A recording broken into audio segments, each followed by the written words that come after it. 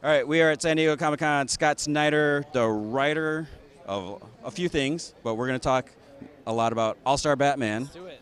So first question, because we don't have a lot of time, how is this going to be different from your previous Batman and the other current Batman books? Well, it's very different. I mean, the way it came about, and it's great to talk to you again, dude. I've talked to this guy like every year for what, like 7 years now? Crazy. Not long enough. Not long enough, dude. But anyway, I was working on Batman with Greg, and I realized I still had some big villain stories I wanted to do, but I didn't want to do something that you guys would expect from me, where they're all in Gotham and it's with one artist, and I get used to that artist like Jock. I wanted it to be like, okay, every story is a challenge. How do I do a villain in a way you've never seen before, in a story that's completely different than any kind of Batman story that you've read? And so the challenge was really just doing something that was like, Tom King is just making faces at me over there. The best writer in comics right over there. I know, right? The challenge was really to do something that you've never seen in every villain and do him in a new way. So first up in the series is Two-Face with John Romita. Declan Shalvey and Jordi Belair do Zaz in the backups. And everything is sort of like Two-Face on the road, chained to Batman. Batman's trying to get him upstate, like 500 miles to give him a cure for being Two-Face. And along the way, Two-Face makes this terrible bet with the country. He releases this statement on the news that basically sets everyone after Batman. It's almost like everyone's trying to kill him. My favorite thing is, like, you open the book, and Batman, it's a diner, right? It's this beautiful diner, and the people are just having breakfast and joking around, and all of a sudden, Killer Moth and Firefly come crashing in with Batman, and everyone's terrified, and Killer Moth's like, "You tell us where he is," meaning Two-Face, or "We'll kill everyone in here," and Batman's like, "Listen, look at me, people." He's like, "No one in here dies today," and then he winks, and it freezes on him, and it's like, Batman, most wanted man in the state, and it's like, that's the feel of it, where it's fun, it's high octane, but it's also a very personal story. It's this, every one of them is like, Catwoman is in Savannah.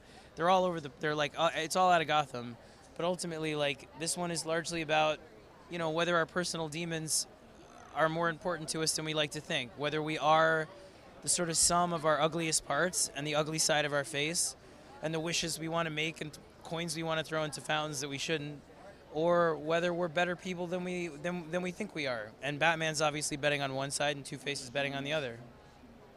Now, when you look at the different arcs and a different artist, do you try to recruit a specific artist for, like, the story? Like, okay, I can't get them now, so I'm going to try to reschedule that story? No, I've been working on this thing, honestly, because I thought maybe if Greg took a break, I started working on it a long time ago, almost a year plus before Greg left, as maybe something to do on the side with different artists. And then I realized, no, when he wanted to leave, I was like, this is, when he takes a break, this is where I want to go.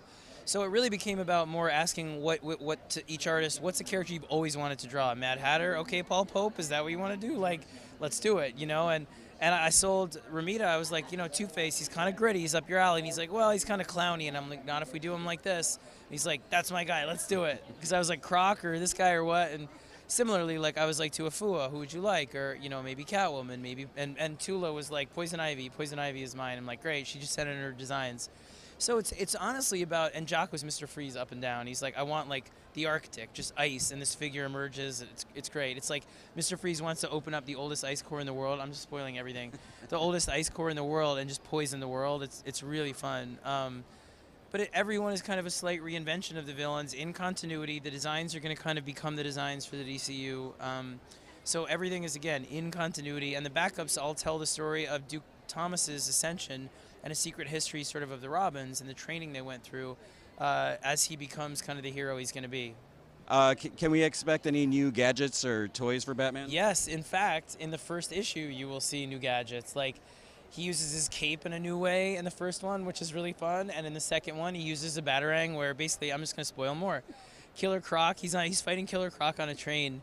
And Killer Croc's like, that little Batarang, you think that's going to do something to me? And Batman throws it, it's like, and spikes come out of it. And it's crazy. It's crazy violent. But it's only violent. It's not violent like salacious, over-the-top violence. It's meant to be like the brutal reality of how ugly people can be behind closed doors. So that's kind of the theme that kind of runs through it. And so all the brutality and the violence is meant to sort of be surprising in certain ways and happen in very pastoral settings. And anyway, I love it. Now, a tiny bit of art has been released, like some covers and that. It looks a little brighter, so is that something like throughout the arc with Two-Face, it's going to be brighter instead of like Batman at night? Yeah, it's almost all in the day on the road. So the challenge was like, how do you make Batman look badass and the villains look scary in like cornfields, in the middle of nowhere?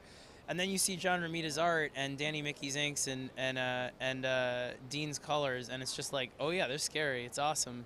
One of the scenes is like Penguin at a gas station, and it's not funny. It's not like a cartoony series at all. It's really dark.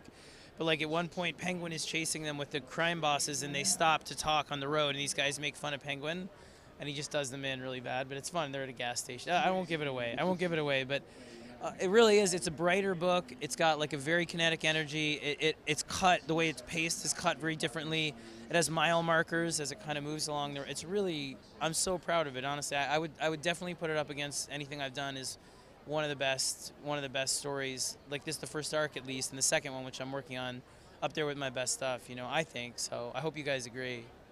Now, are you going with shorter arcs rather than like the year-long almost arcs? Yes, there's no 24 issue arcs or anything. They're all pretty short. The longest two are about 4 to 5 issues. The Two-Face one and Sean Murphy's big finale, where it's a mystery villain that I don't want to give away. It's all actually one story when you kind of put it together in 3 parts, all leading up to. It's all called My Own Worst Enemy, and it leads up to someone pretty fun. So you'll see. Have you shown any of it to Greg, and is he like? Oh yeah, I show everything to Greg, and he shows me all the Reborn stuff. Greg we were just texting the other day, and he was like, there's no bigger fan of Romita than Greg, and there's no bigger fan of Greg than Romita. They love each other, and so he was just like, I'm so glad. He thinks he's doing the work of his career. Romita is, and Greg's just killing it, by the way. On Reborn, you got to pick that up. The Mark Millar book, it's so good. And then we get back together. He's done in November, and we're starting something really crazy big for DC. So, I hope so. Now, are we going to be surprised with what you guys? I know you're not going to say anything about what it is, but is it going to be like a big shock to everyone? Yeah, I think it will be. I mean, we're not coming back to do Batman. I'll tell you that. Like, 'cause that would just be, I feel like, almost too easy. We want to try new challenges. Like AD is a wild challenge for me. All-Star. How do you top yourself, or at least do work that's so different than what you've done that people think it's worth the same, the same sort of scrutiny? Yeah, and so what we do when we come back will be really different but bigger, and yeah, intimidating. I'm nervous like talking about it because I'm like, oh, it's gonna be a lot, but I love working with that dude. He's like a brother, and I can't wait. Okay, so All-Star Batman starts in August, and it's obviously going to be new reader friendly. Yeah. People can just jump in. Obviously, if they know who Batman is, enjoy it, read it. You don't even have to know who he is. There's actually a caption that says Batman, most wanted man in the state. So you do not even have to know who Batman is. All the villains have gaps. Like, it's super user friendly for new readers. So buy it for your friends. Buy it for your mom. Yeah. For me, for my kids, all of it. It'll be good. I promise. I appreciate it. Let me just say this. Like, we just got the sales, the official initial sales on the book, and I sincerely, all my joking aside, like, I never thought it was going to sell what it's selling already. And the fact that you guys have been that supportive of me and this book and experimenting and taking the Batmobile a little bit off-road, you never cease to humble us, and we really, really cannot thank you enough. It's honestly, it's an honor, and it just means the world. I have the best fans in the world, like hands down best fans in the world on my kids' lives. Like, we love you guys so much. All right, make sure you look for that All-Star Batman. It's gonna be awesome. Thanks, dude.